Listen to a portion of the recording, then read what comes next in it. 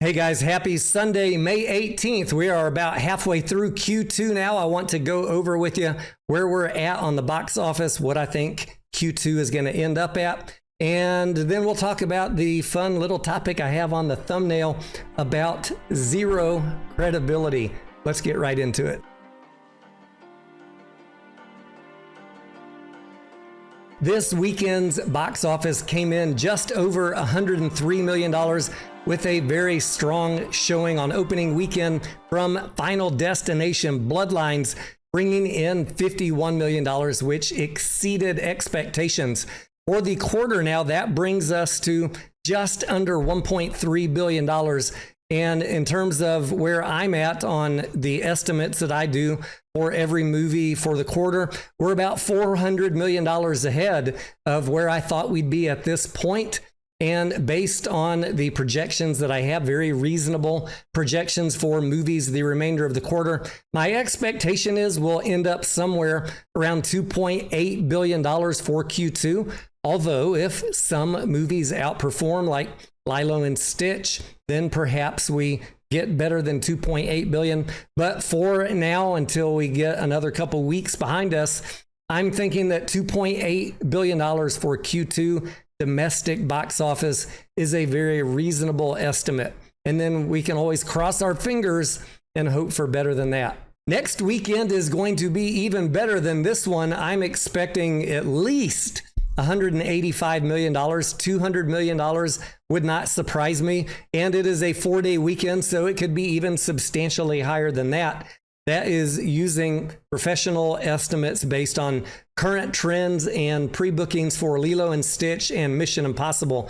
Somewhere around 185 to 200. The more optimistic of you might be expecting more than 200, and that would be perfectly fine with me. One thing that I do want to point out next weekend, at least from what I can see in my local area and a few other cities that I've checked, is that almost every auditorium is dedicated to Lilo and Stitch and Mission Impossible.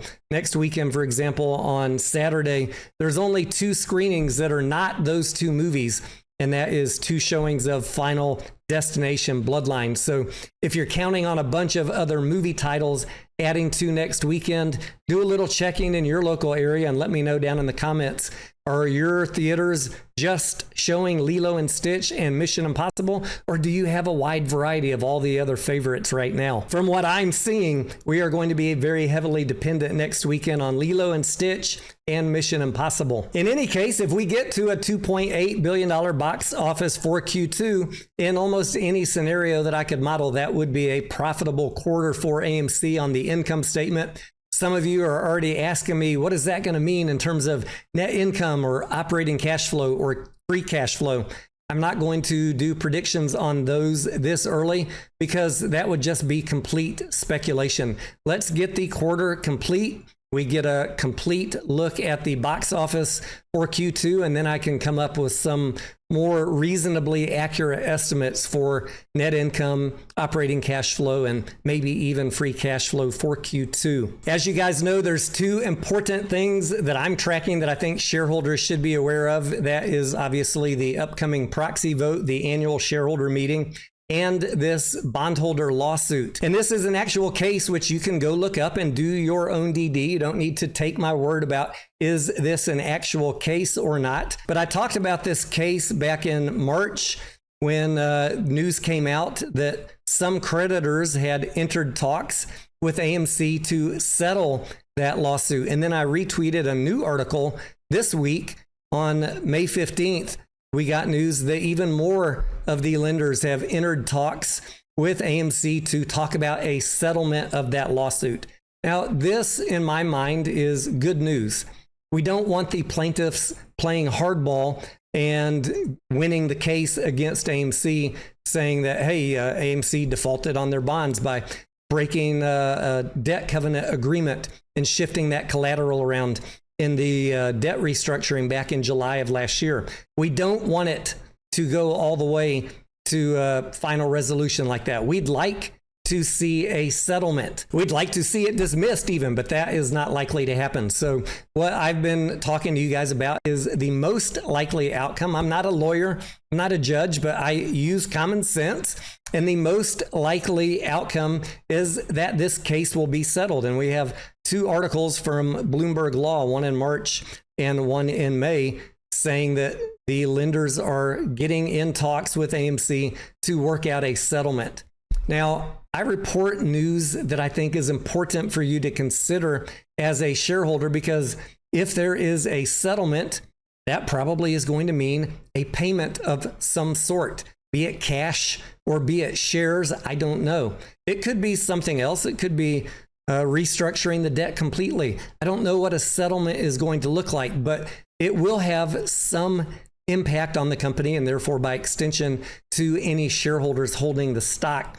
And for that reason, I think this is an important thing for you to be aware of. And there just are not enough people talking about it, and ignoring it does not make it go away. And I don't want you to be surprised in later this month or early June or late June when a settlement comes out. And if those terms of that settlement are upsetting to you and you had no exposure to knowing that this was coming, then you should be upset. To be upset at someone like me for telling you about it is, I think a little bit kooky. But be that as it may, even though I try and help you guys with unbiased, fact-based information that I think is important to you, you still have folks like our friend Michael here saying me sharing a Bloomberg Law article with you. He's asking another YouTuber, is this old? Is it correct? Tony Denaro reported it, so I give it zero credibility. Guys, if you're living in such a vacuum that you can't even have someone share a Bloomberg Law article with you and you go do your own research, you need to ask another YouTuber if it is correct or not. Then I'd say you're probably living in a vacuum, living like an ostrich with your head in the sand, and you're listening to people who only will give you good news and do not want to talk about this stuff with you because it's uncomfortable. They don't want their name spread around like this, saying, oh, well, he reported about a lawsuit and therefore he has no credibility. They don't want their names attached to that. I don't care. I'm more about what is factual and what is important to you to know about as an investor. I have talked about this case with you guys a couple times over the past year, only a couple times, because it's a slow moving case.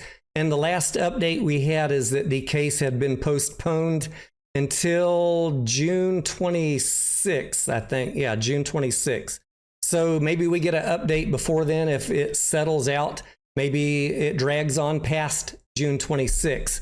But the case does exist and you should be aware of it because it might have some implications to the trade.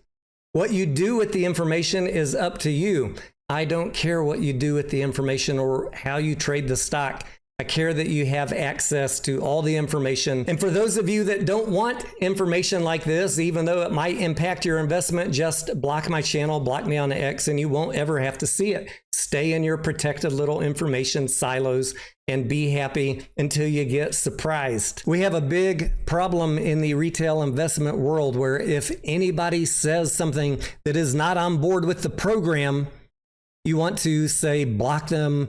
You get instructions from other YouTubers saying don't listen to that person. His opinion doesn't agree with me. Hey, guess what? The stock market is full of people with different opinions, and you need to grow up and realize that everybody's going to have different viewpoints. What you should be sorting for is who is giving you facts and who is just giving you hope and speculation.